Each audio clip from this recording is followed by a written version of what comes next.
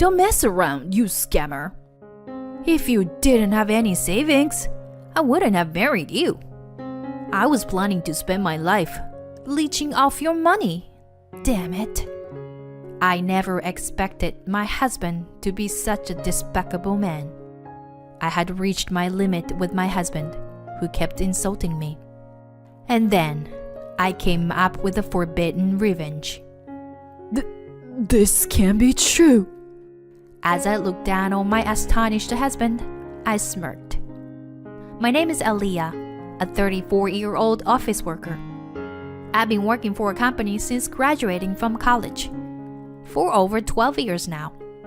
Although I had been devoted to my work and had been given a decent position in the company, I was far behind in my private life. Many of my friends were getting married and having children, and my parents were starting to ask me when I was going to get married. I had lived for myself until now, thinking that I would be happy as long as I was devoted to my work. But when my parents said they wanted to see me in a wedding dress, and my friends said that marriage was a good thing, and my heart began to waver. According to my friends, marriage is also about making your family happy, not just yourself, and it can be done while working hard at your job. After hearing that, I became interested in marriage. However, I knew that the partner I choose is the key. I wanted someone who understands my devotion to work and was someone I could chill around. Although looks and income from work are somewhat important, I didn't place too much emphasis on income because I could earn my own money. With that in mind, I began looking for someone to date with the intention of getting married. Then a friend told me they would host a mixer, so I decided to participate. I was nervous at my first mixer, but it turned out to be a normal drinking party atmosphere, and I felt relieved. The men who participated in the mixer were all classmates from university who have decent jobs. Among them, I talked a lot with a guy named Bill. Bill was 1 year older than me, and because we were close in age, we had a lot of common topics to talk about. He had a good sense of humor. It was fun to talk to him. At my first mixer, I felt like I had found a good person. But at that time, a woman named Cindy came between us. Hey Bill, having fun? Aliyah, is it? Can you please give up your seat? I want to talk to Bill. Huh? Oh, sure. Go ahead. Overwhelmed by her aggressiveness, I gave up my seat, and Cindy stayed with Bill the whole time. At this rate, there is no way Bill and I will get any closer. Thinking that, I gave up on the mixer and decided to focus on my meal. Cindy is much younger and cuter, and she's probably better for Bill anyway.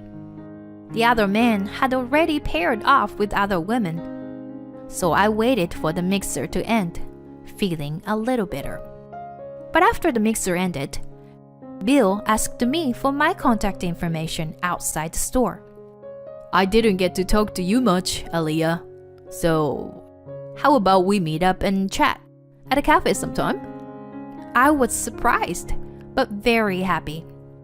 And for the first time in a while, I felt like I remembered what it was like to be in love.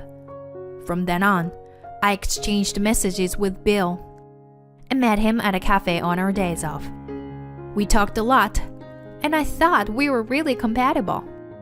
Being with him just felt so comfortable. I'm not the type to be aggressive, and I think I've been pretty cautious in my few past romantic experiences. But with him, I thought I could marry him. We continued to deepen our relationship naturally, but we weren't officially dating yet. Then, Cindy suddenly contacted me. Cindy was a junior of a friend of mine, and we had exchanged contact information before the mixer. She was like a little demon, with a completely different personality in front of men than in front of women. She had seemed selfish even when we first met, and it seemed like she had her sights set on Bill, so she must have seen me as her enemy. What's this about, Cindy? Cindy said she wanted to meet me and talk to me after work, so I agreed with some caution. Can I ask you straight up? You don't think you were going to date Bill, do you? I do want to date him. You're really out of your league, aren't you, Aaliyah? Huh? What do you mean? I know you're aware of this, but I'm also after Bill. Yeah, I figured as much. There is no way I'm not going to win, right? I'm younger and cuter than you. And you are already an old lady. You. Do you really think I'll fall for such a cheap provocation? Being young isn't the only positive factor, you know? Actually, I have a lot in common with him. Don't you have a huge generation gap and struggle to hold a conversation? Aaliyah, are you trying to compete with me? Don't you think that just because you are young, you can have everything your way? Cindy and I were in a confrontational state, ready to fight each other.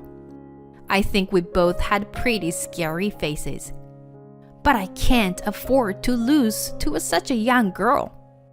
I seem to be more competitive than I thought.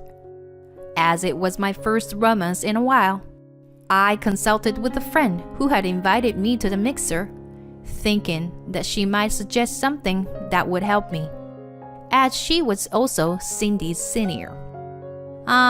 Cindy likes to take away boys that others are interested in, like that. My friend's frankness surprised me a little. Is she really such a bad person? Well, that's why I didn't want to bring her to the mixer.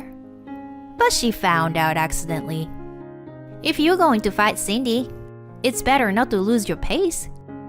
Just be yourself as usual, and you'll be fine. Okay, got it. Thanks. If my friend said so, I should follow her advice. So I didn't try to be too aggressive and continued to interact with Bill as usual. Then one day, Bill confessed his feelings to me. Can you date me with marriage in mind? What? Me? Are you okay with me? Huh? What do you mean okay with you? Oh, never mind. So, what's your answer? Yes, of course. Great. Thank you, Aaliyah. And so, I started dating Bill. That meant I had won against Cindy. I was happy that I could be with the person I liked, and that I had won against her. Cindy didn't contact me in particular, but according to my friends, she was quite upset.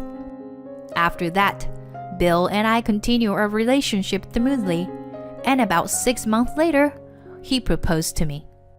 For the first time in my life, I tasted the pinnacle of happiness. Even though I was always busy with work, it was great to be proposed to. My parents also liked him, and I liked his parents as well. We had a face-to-face meeting with both families, and we were able to have a successful wedding. My friends and coworkers also celebrated my wedding grandly, and I was very happy. After that, we started our married life. Welcome home, Aaliyah. I'm home, Bill. Oh, something smells good. Today, it's herb grilled chicken. Yummy. Thanks, babe. My husband comes home earlier than I do and takes the initiative to do household chores. He always cooks dinner for me when I come home, so it really helps. It seems like we could continue to have a happy married life together. But that kind of happiness only lasted for the first few months. After that, Our relationship deteriorated rapidly, and it all started when my husband asked me something. By the way, how much do you have in savings, Aaliyah? Savings? Why do you ask? Well, I was thinking that as a couple, it's good to know each other's savings, you know? To have an idea of how much we need to save for something like a future home. I see. That does make sense. So, how much do you have saved up? I have about $30,000 saved up right now, I think. Huh? $30,000?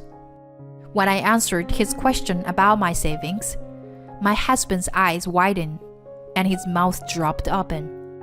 What? What's wrong, Bill? No, nothing. Is that your entire savings? Yeah, that's how much I have right now. My husband let out a sigh and said he was going to take a bath before walking away from the conversation. I was left wondering what was going on. From his reaction, I could tell that he was upset that my savings were less than he had anticipated. I was angry that he would be so openly upset about my savings being low. I still didn't know how much he had saved up. The next day, my husband began acting very cold towards me. He would ignore me when I greeted him in the morning and would only prepare dinner for himself, even if he came home earlier than me. I couldn't help but feel angry that he would act this way towards me. But in the midst of all this, something unexpected happened.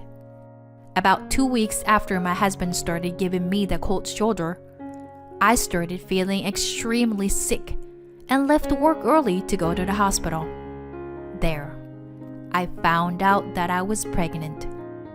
I was shocked but overjoyed that I was carrying a life inside of me. I thought that my husband's behavior would change once he found out we were having a baby. I'm pregnant. Upon returning home, I immediately told my husband. He had a startled expression on his face and looked serious. You're planning to having a child, even though we have no savings? Of course I am. Are you seriously suggesting I get an abortion? If we have no money, we may have to consider that option. Besides, your salary won't be fully paid during maternity leave, and expenses will increase when the child is born, right? Are you serious? I can't believe you made such a statement.